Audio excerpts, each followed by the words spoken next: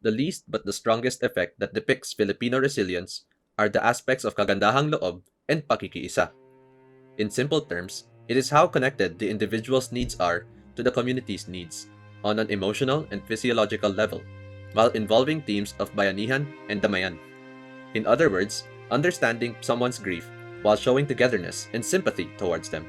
To do that, of course, we would need communication. Like one said, But family was there, friends were there. In general, we were all just there trying to help out each other in what way we can. Fourth sibling. And hindi naman siya yung panganay, pero she had to step up. Like, she was the most responsible kasi out of them all. So, she had to step up and to do everything. Like, she was the one who fixed the death certificate. She was the one who found the funeral home. She was the one who inayos na yung invitations, yung contacting people. Like, she had to tell people that her mom died. And parang she never had a moment to grieve. And then, I remember I asked her na parang, hey, you haven't, parang, have you processed this? Oo, like, are you okay? And then she besides told that, me, people also showed signs of Filipino resilience in relation to the concept of humor in Filipino culture. It is a way we tackle hardships with a smile and use it as a means to withstand pain, then carry on with our lives. Take a look at these two, for example. Crying? Sometimes I feel like it's because I knew her for such a short period of time. Sometimes I forget that she passed, and then I remember that she does, and then I get sad about it. Maybe looking through old photos. That's to reminisce about. yung lola ko, she was so obsessed with anything purple. So, like, even ube. So, like, if I see like ube pastillas or ube cake, I always think na parang, or for example, alam ko recently, I think Goldilocks or Red Ribbon, parang nag-release sila, or Contis even, basta nag-release sila ng bagong ube cake. And I was like, shit, Lola would love this.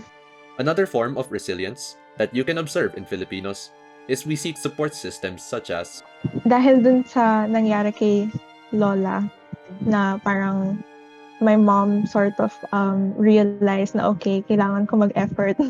So, kasi diba there's a July namatay si Lola, and then November namatay si Lolo. So in the span of those months in the middle, my parents were really vigilant in taking care of Lolo. Now take note, people's resilience may also be heavily influenced by outside factors such as the environment, events, distance, among other things. It was actually difficult din for yung siblings ng mom ko kasi yung parang yung pinapanganay, she's in the States. So yung tita ko, she's in the States, and then she couldn't come home to like visit. Yeah, oo. Although strict dito sa Iloilo, kaso lang, hindi lang namin talaga matanggap na talagang hanggang doon na lang si nanay. Parang ganun. Biglaan ang lahat. Biglaan. Interestingly, another aspect of resilience observed is the concept of pagsasarili. This is how people adjust or become more responsible for how they are emotionally feeling when faced with other people grieving.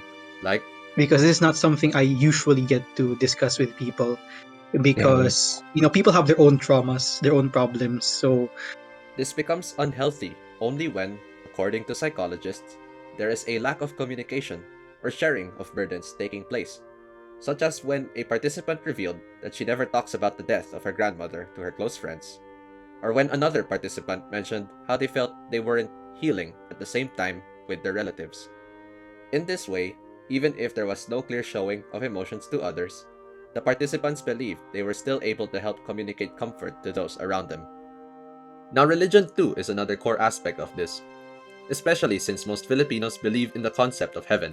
So to them, their loved ones are in a better place. almost every night, I know that my family and our uncles, our aunt, sometimes our cousins, we would have a simple rosary almost every night, rosary reading. And then after that, like siguro 30 minutes yun. And then after that, maybe 1 hour, we would have a sharing things of how our day was, ano mga plano in the future, mayroon bang outing na gustong gawin, or if we had any problems that maybe others could help with. Kahit sa labas lang kami ng simbahan, nagdadasal ko na lang si nanay. Another comforting and reassuring sign for Filipinos is somehow being able to fulfill their loved ones' requests in their own ways, no matter the size. She wanted to see me in particular. Gusto pa niya daw akong makagraduate.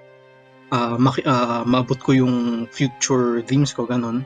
She had her reasons for wanting that to happen, and of course, as her grandson, I wanted to see through it. So pag namatay, huwag daw natin iisipin na masama na kunin niya ulit yung buhay na yun. Kasi hiniram lang daw natin. Tapos naisip ko, ako, like, oo nga,